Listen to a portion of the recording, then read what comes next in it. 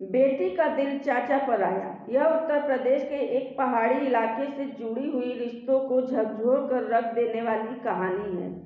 महेश और प्रदीप बहुत अच्छे दोस्त थे और दोनों एक ही गांव के निवासी थे। महेश की 2 बेटियां और एक बेटा है। बड़ी बेटी बिमला 20 साल, छोटी बेटी 10 और बेटा 16 साल का है। बिमला गजब की खूबसूरत थी। महेश मेहनत मजदूरी थोड़ी बहुत अधिया पर खेती लेकर अपने परिवार का पालन पोषण करता था। एक दिन महेश अचानक से गायब हो गया। उसी गांव में प्रदीप एक आटा चक्की लगा रखी थी। इसके साथ ही उसने झाड़ फूंक का भी काम शुरू कर दिया था। गांव में कारोबार और आमदनी बढ़ने के साथ प्रदीप ने पैसे का लेन देन भी शुरू कर दिया था। बदले में वह सूद वसूला करता था। इसके बाद उन दोनों की दोस्ती और भी गहरी हो गई, क्योंकि दोनों शराब पीने के आदती थे, इसलिए दोनों की खूब पड़ती थी। प्रदीप महेश के घर भी आने जाने लगा था। खाने पीने से लेकर जरूरत पड़ने पर वह महेश की मदद भी कर दिया करता था। महेश के घर बराबर आने जाने से प्रदीप उसके पूरे परिवार से घुल मिल गया था। लेकिन प्रदीप की बुरी नज़र महेश की बड़ी बेटी बिमला पर थी। बिमला उम्र के ऐसे पड़ाव पर पहुंच चुकी थी जिसके गदराए हुए बदन को देखकर प्रदीप अपना आपा खो बैठता था। लेकिन उसे ऐसा कोई अवसर नहीं मिल पा रहा था जब वह अपने मन की बात बिमला से कह सके।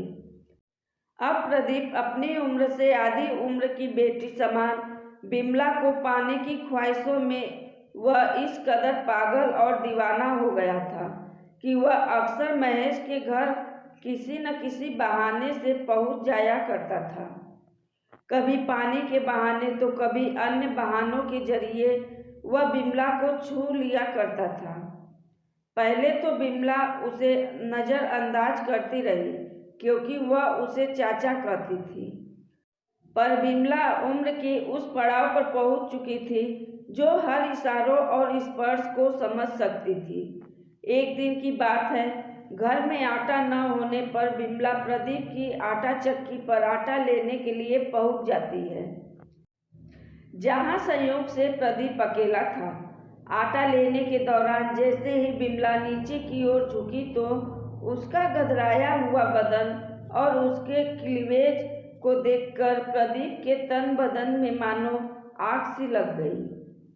आटा देने के बहाने उसने बिमला के हाथों को अपने हाथों में थाम लिया, लेकिन बिमला झट से उसका हाथ झटक कर हंसते हुए अपने घर को लौट गई थी। अब उसे लगने लगा था कि प्रदीप उसकी ओर आकर्षित है। वे हमको बहुत चाहते हैं। अब बिमला के दिल में भी प्रदीप की चाहत बढ़ने लगी। अब थोड़े ही दिनों में दोनों के बीच इशारों ही इशारों और हाथों के स्पर्श से शुरू हुआ प्रेम प्रसंग का यह खेल अब छिप छिप कर मिलने तक पहुंच चुका था। दोनों की मोबाइल पर काफ़ी देर तक बातें भी होने लगी थी। कहते हैं इश्क छिपाए नहीं छिपता है। प्रदीप और बिमला के साथ भी यही हुआ। प्रदीप जहां अक्सर महेश के घर आ जाता था, तो कभी कभी बिमला भी आटा इत्यादि के बहाने प्रदीप की चक्की पर पहुंचने लगी थी। भले ही बिमला प्रदीप से आधे उम्र की थी, लेकिन उन दोनों की हरकतों के चर्चे अब पूरे गांव में होने लगे, क्योंकि प्रदीप शराबी होने के साथ साथ मनचला भी था। गांव की महिलाओं को वह बुरी नज़रों से देखा करता था, जिससे बहुत सी औरतें उसे अय्याश कहा करती थी। अब कुछ दिनों में प्रदीप और बिमला को लेकर होने वाले चर्चे की खबर महेश और उसके परिवार के लोगों को होती है, तो वे भी सकते में पड़ गए। एक रात महेश की पत्नी शांति ने कहा, ए जी सुन रहे हो, अब हमारी बेटी बिमला सयानी हो गई है। प्रदीप का हमारे घर आना जाना ठीक नहीं है। वैसे भी गांव के लोगों तो उल्टी सीधी बातें कर ही रहे हैं। क्यों न कोई अच्छा सा घर वर देखकर बिटिया की शादी कर हम गंगा नहा लें। माँ और पिता के बीच हो रही बातचीत को बिमला ने सुन लिया था।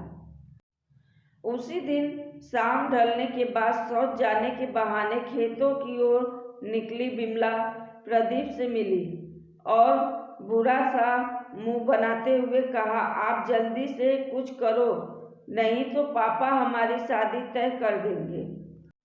फिर हम दोनों नहीं मिल पाएंगे।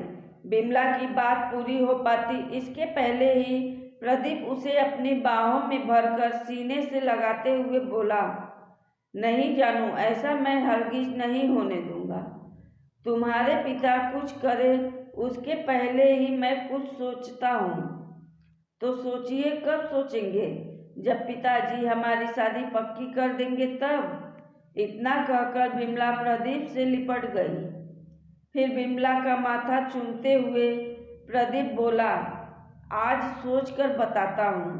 अब घर लौटने के बाद प्रदीप ने महेश को हमेशा के लिए रास्ते से हटाने की ठान ली। अपनी इस योजना के बारे में उसने बिमला को भी बता दिया। अब पिता समान प्रेमी के कहने पर बिमला भी इस योजना का हिस्सा बन गई। इसके बाद प्रदीप मौके की तलाश में जुट गया था। फिर एक दिन सुबह महेश जब मैदान से घर लौट रहा था तभी प्रदीप ने चाय पीने के बहाने अपने घर बुला लिया। प्रदीप की गहरी साजिश से अनजान महेश प्रदीप के घर पहुंचा तो प्रदीप ने उसके सिर पर लोहे की राड से हमला कर उसकी हत्या कर दी। महेश की हत्या करने के बाद अपने बेटे की मदद से शौचालय के टैंक में छिपा दिया। महेश का पता न चलने पर परिवार के लोगों का रो रो कर बुरा हाल हो गया था। तो दूसरी ओर गांव वाले भी महेश के अचानक गायब होने को लेकर हैरान हो गए थे। तभी महेश के बेटे का ध्यान अपने पिता के दोस्त प्रदीप की तरफ गया तो वह बिना कोई समय गवाए प्रदीप के घर की ओर चल दिया।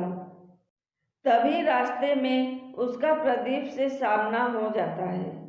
प्रदीप को देख नीरज तुरंत पूछ बैठा, चाचा, मेरे पिताजी को आपने देखा है क्या? सुबह से ही वह गायब है। शाम होने को है लेकिन अभी तक उनका कोई पता नहीं चल सका है।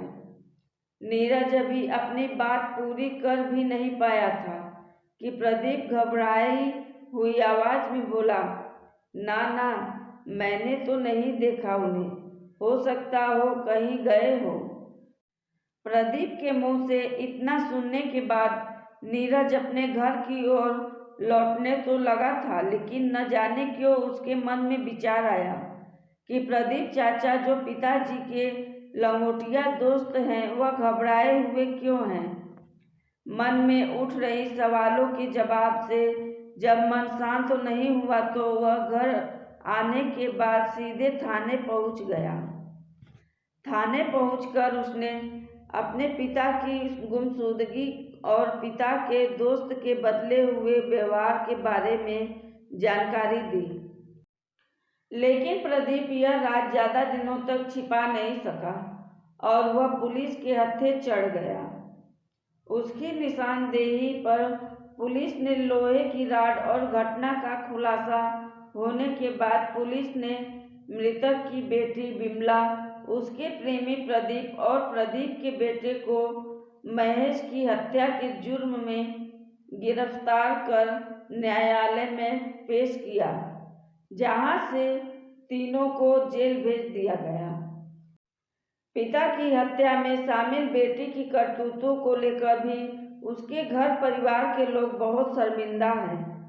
वह जिस बेटी को ब्याह कर उसके जीवन को संवारने का सपना पाल रखे थे वह तो चकनाचूर हुआ ही और माँ की मांग की सिंदूर भी उजड़ गया। दोस्तों, यह कहानी आपको कैसी लगी हमें कमेंट बॉक्स में ज़रूर लिखें। हमारे चैनल को सब्सक्राइब नहीं किए तो सब्सक्राइब करें। धन्यवाद।